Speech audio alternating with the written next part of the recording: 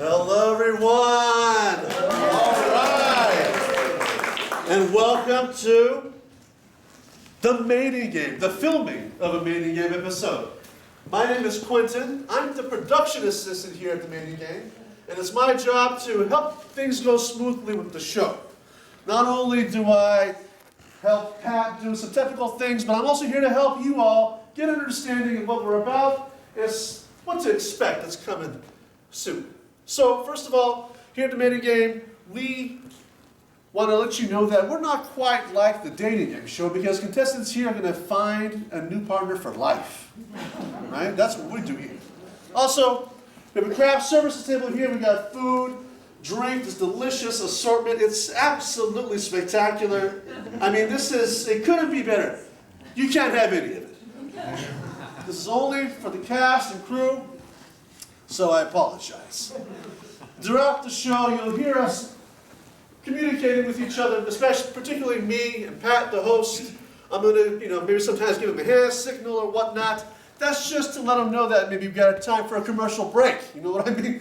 And we'll take a little break. You all sit in your seats during that time, of course, and you get to see all the fun music in between each take. Also, Pat, he's kind of a particular kind of guy. He's kind of sensitive. He's really funny and stuff. So I had this whole warm-up set up for you. I usually warm the audience up with a few jokes, but my jokes in the past were really good. So good, as a matter of fact, Pat got a little jealous. He said, "Hey, you're kind of one-upping me here." Anyway, but I will set you up with a little bit of jokes right now, just to keep things warmed up here. But they're not going to be as good as past jokes, so bear with me. Knock, knock. Who's there? Okay, good. All right, here's another joke for you. Two guys walk into a bar, and they have a good time. All right. Okay, so there's going to be a 15-minute mandatory break about halfway in the show. That's the good amount of time where you can all get up from your seats. If you need to use the restroom, there's a cash bar somewhere. Go ahead and make use of that. And let's get the show on the road here. And I think I covered everything that I need to cover here. All right, good thing. Here we go. Ready? In 3, 2, 1. Cue music. Ladies and gentlemen, welcome to the mating game. The game show where one lucky bachelor or bachelorette gets to choose a lifelong partner from 3 wonderful contestants. Our bachelor or bachelorette will ask a series of questions in order to see who will be the lucky one to steal their heart. The grand prize will be a full paid vacation to an exotic location. And now, without further ado, here's your host, Pat McKeister.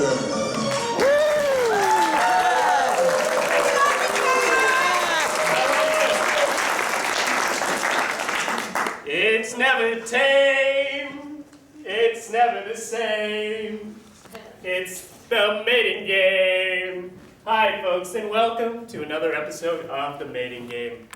The game show where 3 contestants vie for a lifetime of happiness with one lucky bachelorette.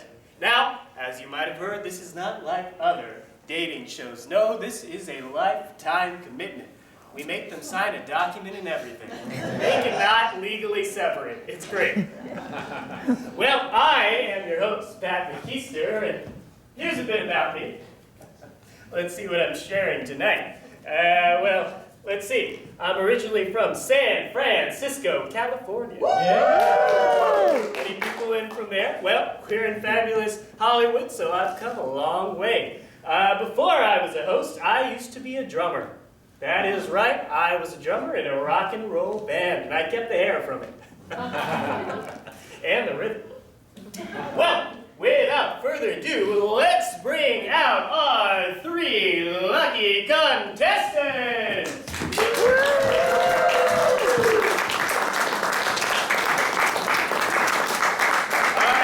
Lovely folks. All right, contestant number 1, way down there. He is from Brown Deer. Brown Deer, I don't even know what state that is. He's from it. He is a bookkeeper. And his name is John. Give it up for John. All right, right, contestant number 2 is from Albuquerque, New Mexico. And she is a pathologist. A pathologist. Well, what a truth to that. And give it up for Sandra. And right here we have from New Orleans, he's a firefighter. Give it up for Bill. Well, we have John, we have Sandra, we have Bill. Now it's time for our Bachelorette. Let's bring her out here.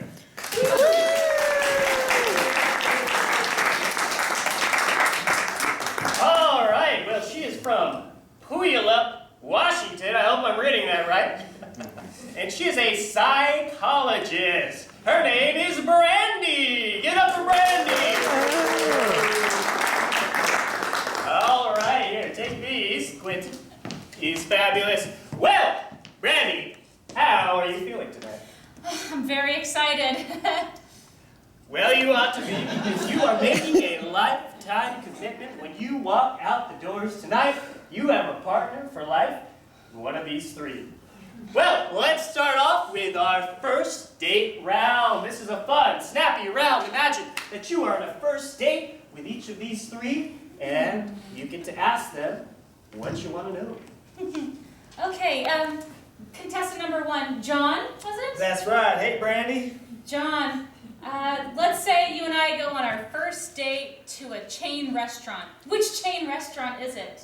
Wow. Well, I do the books for many of the chain restaurants in my hometown of Brown Deer, Tennessee. And I'd have to say I would take you to one that you may not have heard of, but it's called Dickey's Smokehouse. And they have got the best ribs and chitlins and all kinds of delicious delights. And Brandy, I would order you a shot of brandy, and I'd order one for myself. Make it a double, because I can't get enough brandy.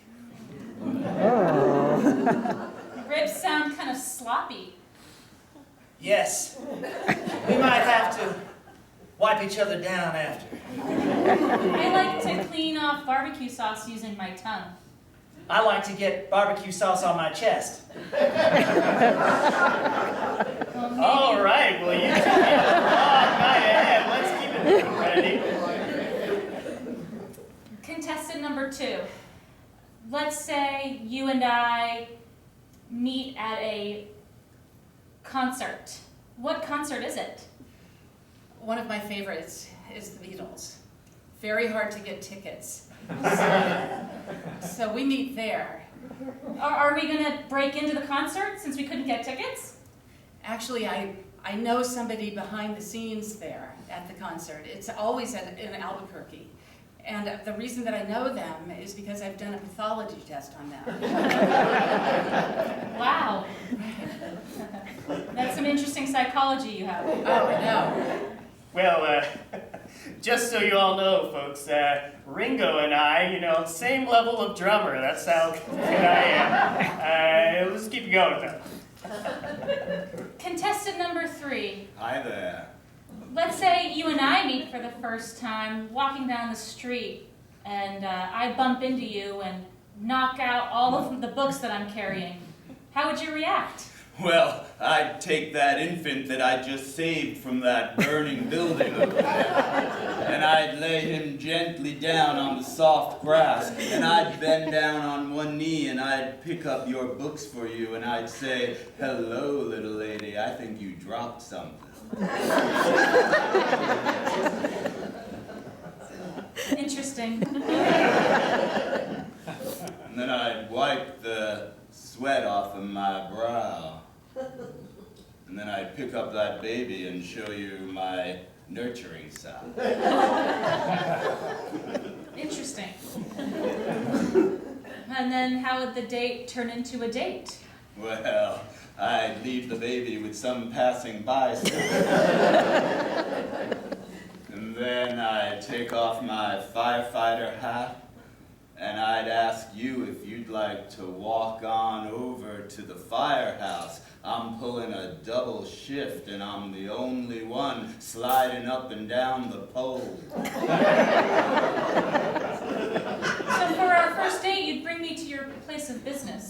I would, but you have to understand the firehouse is like my home away from home, and I don't have another home, so it's my home. Interesting. All right. Well, Brandy, you just went on your first dates. How are you feeling now about these three? Pretty good about all three of them. Well, it was getting pretty zesty in there. Well, you know what? I think it's time to move on to our second round, the Get to Know You round. Now, Brandy, I want to imagine that these three first dates went pretty well. You've been seeing each other for about a month now. You've been out, and you know, you really want to get to know a little bit deeper into their lives. So, why don't you ask away? Okay, John, Brandy. let's say you and I have been going out, let's say 5 dates. Okay, and so it's getting to that point in time where work and life start to get in each other's way. So you're a bookkeeper, and I know at the end of every month you'd have a busy process of closing the books. Would you be late for dinner often? Well, Brandy, usually you can call me anything but late for dinner. But, well, I will confess, around this time of year, tax season, I get awfully busy. And, well, I'm sure that you have a thriving practice, and you may not need it, but I would really want to bring home the bacon for you. And, well, I couldn't neglect my customers, so, yes, I may have to miss or at least arrive a little bit late for our 5th dinner, but I hope you won't hold that against me and you keep it warm for me. Well, what if I made a pot roast and it really needs to be warm to be appreciated? Well, perhaps I could reheat it in the oven. Okay. Or perhaps I could bring my books home and I could eat first, and, well, and then I could, after wining and dining you, I could go back to finishing them after our lovely pot roast. Well, that sounds better. And maybe you could also stop by the store and bring a fruitcake. It would be my pleasure. All right. Well, Brandy, let's move it on to Sandra. Sandra, let's say you and I have been seeing each other for around 2 months. And I decided to introduce you to my friends. What would you present yourself as in order to get on their good side? Oh, I've been in that situation before, and it's never gone well for me. Yeah, my friends are pretty tough. I always think I'm supposed to bring my representative and not be me. And so when I try to be me, I just babble and drool. I don't mean to, but they make me so nervous, and usually they can overlook it. But you know how when you're just talking and kind of spraying, and it's really embarrassing. Am I doing it now? But I would love to meet your friends, and I would just be myself, I hope, and hope that they like me. Because I think after 2 months of us going out together, you'd be fairly and really comfortable with me, and they'd probably already know about me, because if you're like me... Oh, they would know a lot about Oh, tell me about it. Don't you get on the phone a lot? I mean, I just talk and talk and talk to my friends and say, oh, I just met this girl. She's wonderful, she's beautiful, and I can't get off the phone. I can't stop talking about you. Yeah, you really do talk a lot. All right, Brandy, let's hear from Firefighter Bill. Bill. Hi, Brandy. So, assuming that we'd have gone on 4 very nice dates. Oh, yeah. I would get the sense maybe that you're always trying to impress me and, you know, not letting your guard down, always sort of being the big active firefighter guy. So suppose I sat you down and asked you to open up a little bit. How would you do that? Well, first thing I'd do is I'd move this big heavy box out of the way so that you could sit down on the sofa. Great. I guess I would sit down on the sofa and then ask, how was your childhood? And then I would stammer a little bit, and maybe suddenly you'd see a tiny little tear creep out of the billman's eye and work its way down his sweaty, smoke-scarred skin until it dropped off his chin and landed on the linoleum floor. Sensitive man, that Bill. Because I might have to tell you at that point, I was an orphan. Because my mother and my father died in a fire. You see, we lived on the 6th floor of a tenement in the Panhandle section of town. And one night during Mardi Gras, a couple of teenagers thought they would have fun with some Roman candles. See, and they shot one of those Roman candles, and that flaming ball flew into the air right into my mama's bedroom window and set her life-size straw man from the Wizard of Oz on fire. She was a Judy Garland fan. I was so young I couldn't remember it, of course, but I have nightmares of smoke and flame. That's why I became a forest. Not a forest. I am not a forest. I can tell by the hair. That's why I became a firefighter, constantly trying to save my mother and father, even though it's too late. Interesting that you went to forest there. Maybe there's some deeper meaning behind that. All right, well, thank you, Bill. Brandy, I have a question for you. You are a psychologist, and I want to know, how do you bring your career into your relationships? Oh, I leave it at home.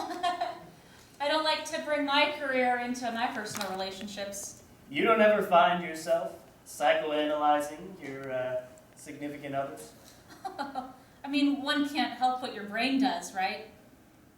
You know, if I sit there and I'm looking across at a person, and I look in their eyes, and then I analyze everything that they say, you know, you can't just help but really think about it a lot, and then start to apply the concepts that you learned in school and work, you know, to that person. But no, I don't bring work home.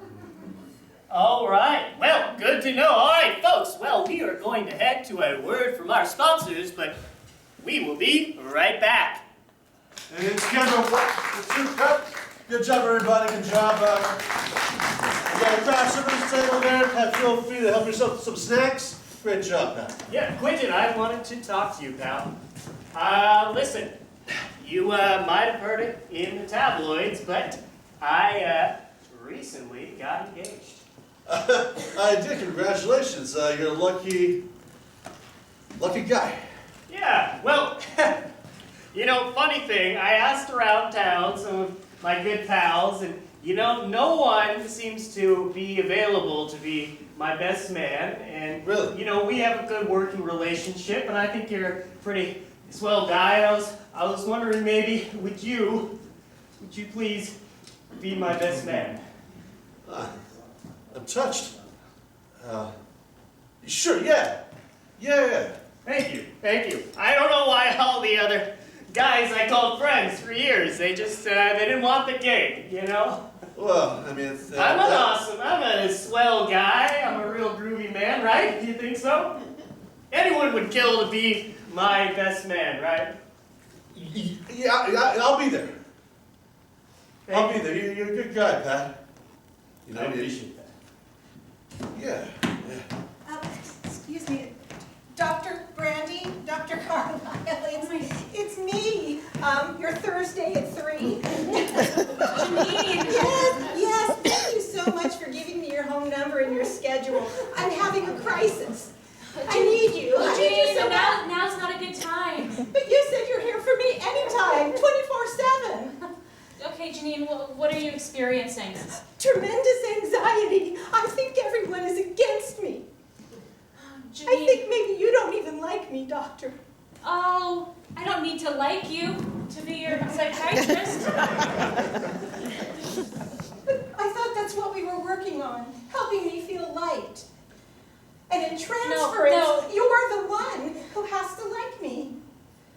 I'm working on it. But look, it's not about teaching you to be liked or making you feel like you're liked. It's about teaching you to be okay with not being liked. Thank you so much, Doctor. I knew you would help me out. I'm just going to be over there in case I have another crisis. You're doing great, by the way. Thank you, Janine. All right, well, folks, I think we're going to get started rolling again, so let's get the contestants. All right, everybody, back to your places, please. Camera 1, camera 2. We good? All right, so we're going back in 5, 4, 3, 2. And welcome back to the mating game, everyone.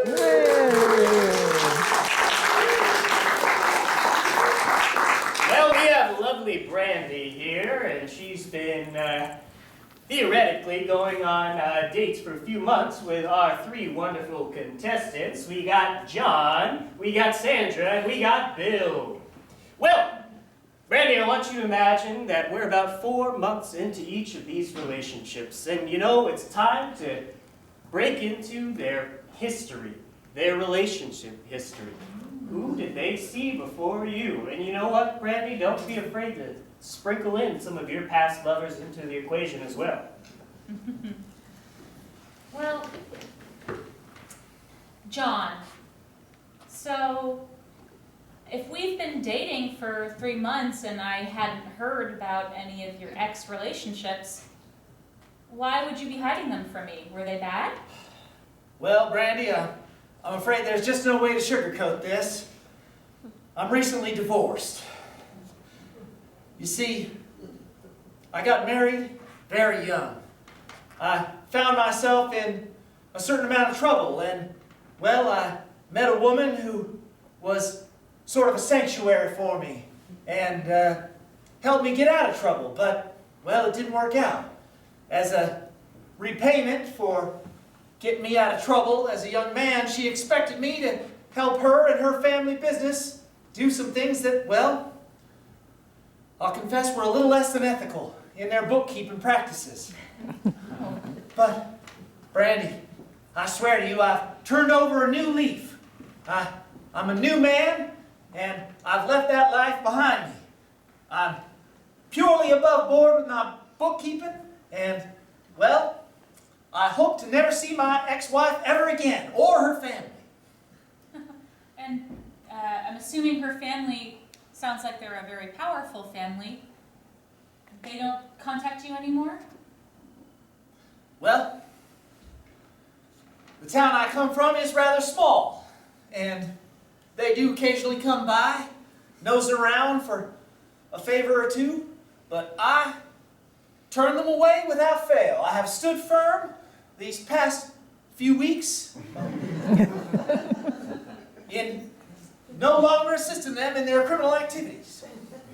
Well, I applaud that you've made changes in your life. And I hope that they continue, John, because I really like you. I like you too, Brandy. All right, well, let's hope that doesn't turn sour for John. All right, Brandy, let's hear about Sandra's dating history. Sandra, I have been in 2 relationships in my life that were very serious, and maybe the thing that you should know is that they were brothers. I dated one first, and there was a little bit of overlap, but I ended up dating the other brother afterwards. What's the messiest relationship you've ever had? When I met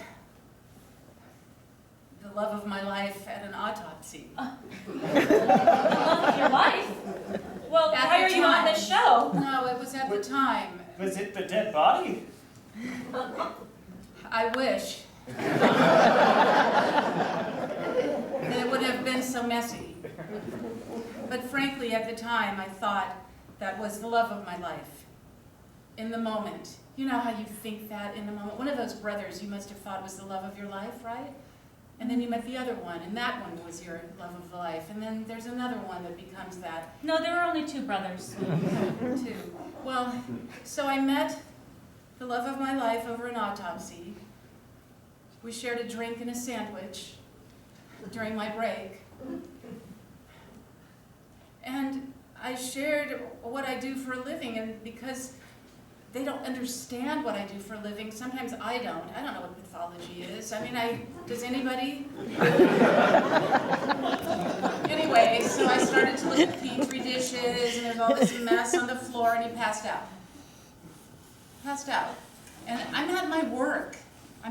So the love of my life that I had just met 5 minutes before that passes out, and I get fired. And Why was he there? In the morgue?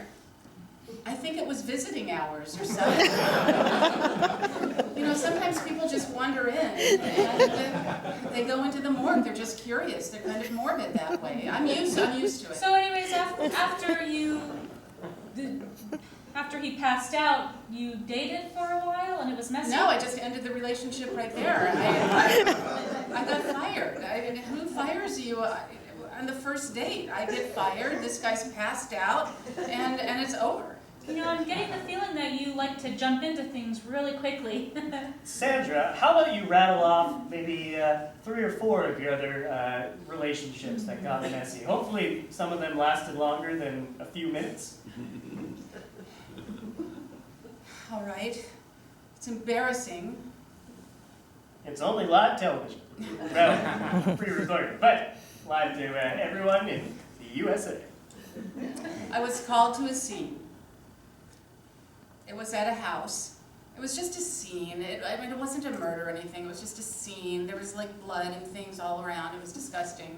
And I walked in and I met somebody there who was, you know, part of the crime lab. And we fell in love immediately. And it's not like I jump into things that quickly. It's a moment, you feel it, you feel the chemistry. You've all felt that, right? You just see somebody, like I can look at you and I'm in love with you right now. Don't look at it too closely. But I feel it in my heart. I see this person and I'm like, oh, wow. He's just leaning over the crime scene and looking for the body, although it wasn't dead, we found out later. Anyway, it was a moment. We had a moment. We shared that.